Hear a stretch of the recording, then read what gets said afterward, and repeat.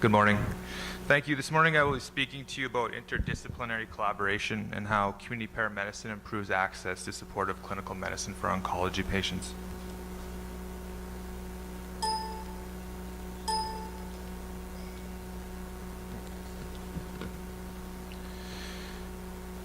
The objectives for the presentation will be to provide you with a brief program overview, the partnership development that resulted as an overview, the development of an interdisciplinary healthcare team, how we move from theory to practice, and some of the outcomes to date.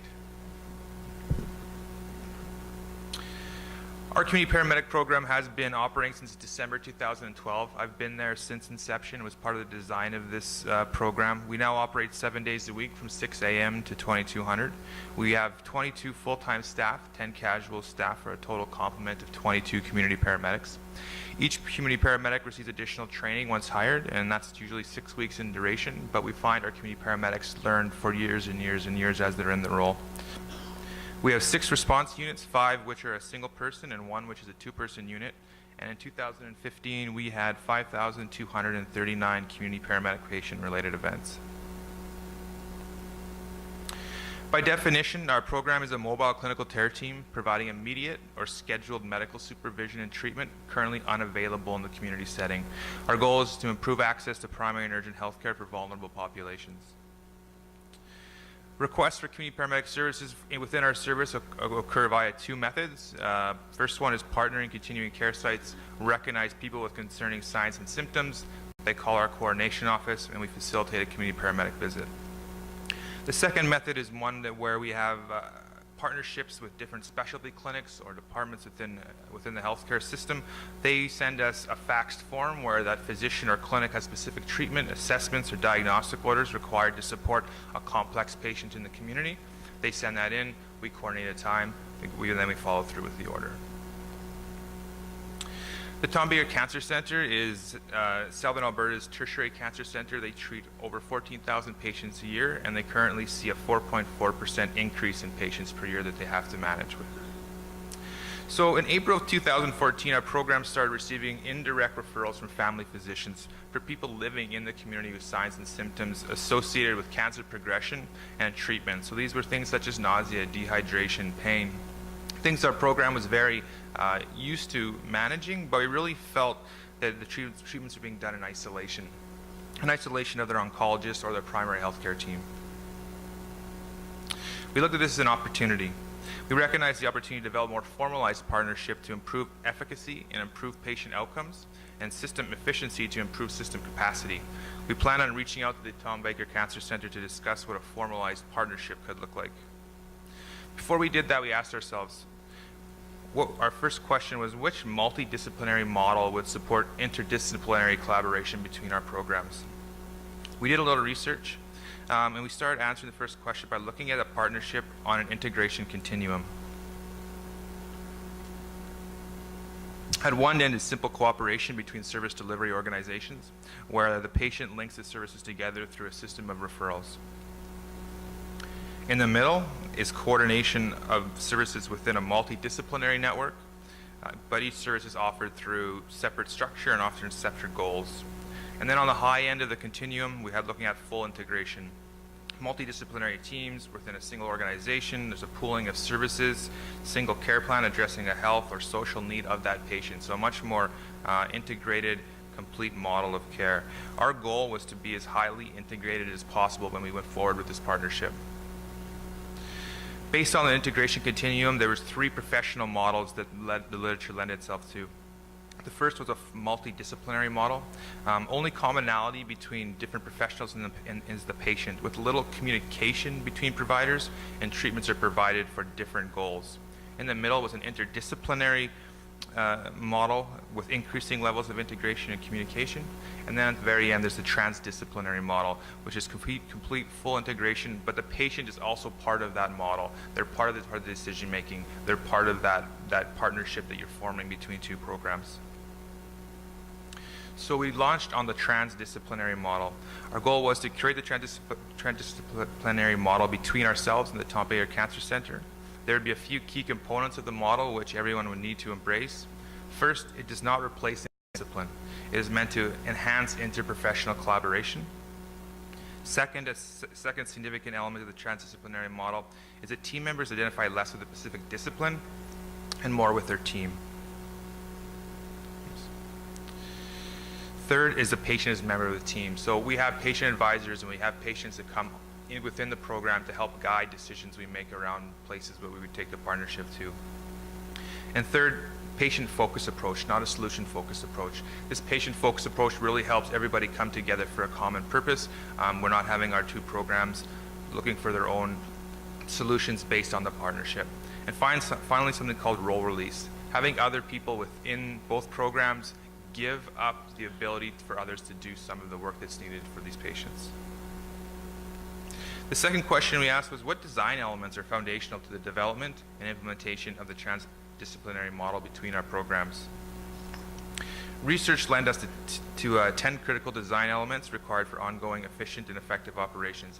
And to assist in remembering the 10 design elements, the mnemonic Go Critical was developed. And the letters stand for governance, operation, culture, roles, interprofessional, trust, information sharing, client focus, assessment, and leadership. Governance, starting with governance, we needed to consider what model would best coordinate the patient care and partnership between our organizations, an informal or a formal model. We then looked at the operational critical elements. First was to focus on a common culture of care, to focus efforts on vision, goals, and philosophy of treatment. Next, to identify role clarity and understanding of the value that each person within this team would bring to this partnership. Trust building, and trust building was huge for us. It happened slowly, but when it did eventually hit a point where we had complete trust between programs, that was a point where our programs and our patients really began to see the impact that we were able to make. Information sharing is huge as well. We did a lot of work to ensure that the work that we did in the community was shared with the Tom Baker Cancer Center, and vice versa. We had access to databases for relevant patient information in the field. And assessments done jointly. So we would do joint assessments or have people within our team provide multiple perspectives on the patient, even while we were in the home. And finally, a leadership that supported the vision and the model and was there to take down any barriers should there be some in the future. So what did this look like from theory to practice?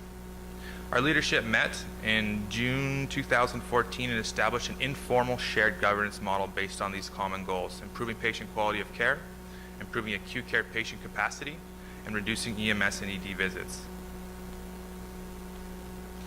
We then took a look at our roles in interdisciplinary collaboration.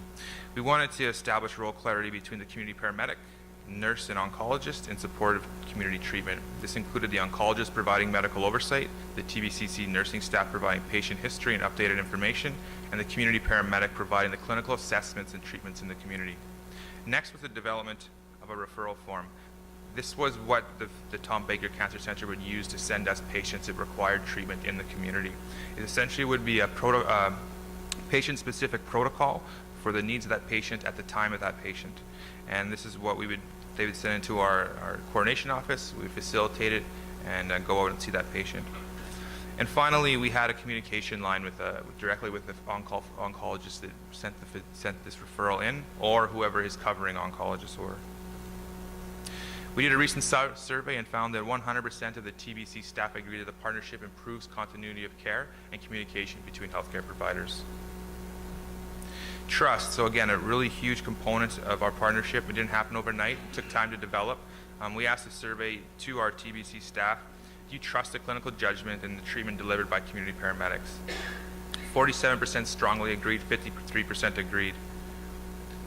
100% of our TBC staff agreed community paramedics safely manage patients in the community. And these are a couple of the quotes down below that they had sent in with the survey.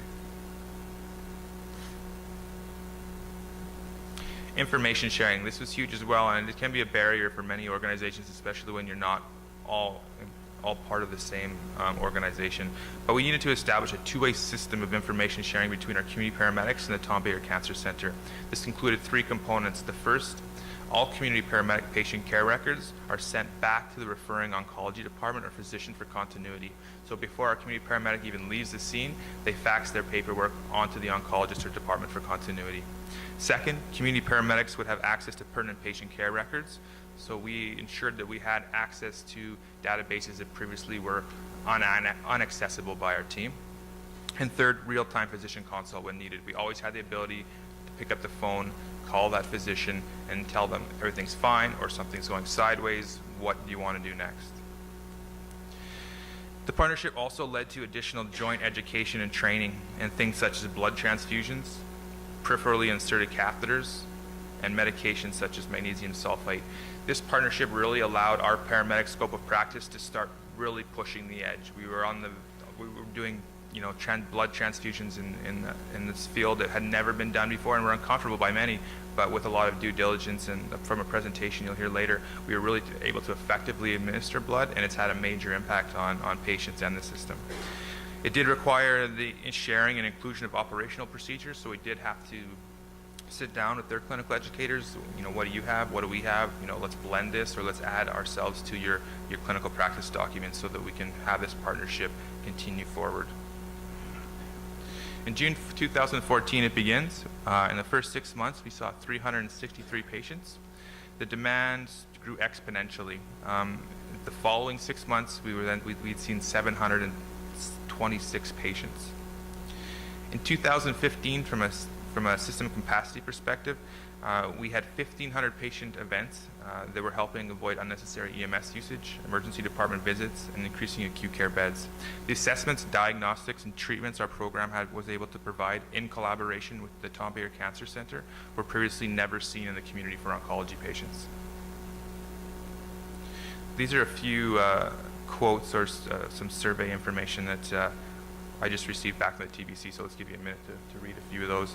But that really shows the impact it's having both to the emergency department, but also the ability for patients to receive even cancer treatment more quickly. And the impact there can be measured in so many ways.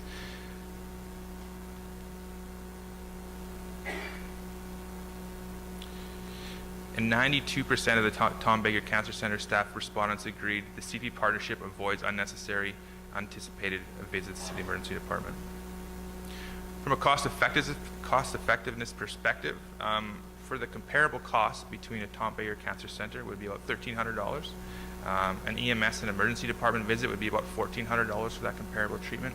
And by coordinating this partnership, a community paramedic visit costs $316. So some really glaring cost value saved there for the system.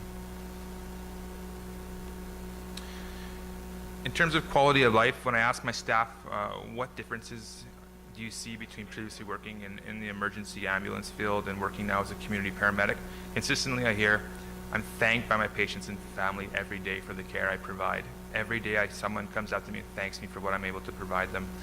We've had multiple family donations. We've been mentioned in people's obituaries for patients that have died, referencing the community paramedic as helping improve the end of their life in multiple ways. There's a couple quotes there from some patients that we've had over the time.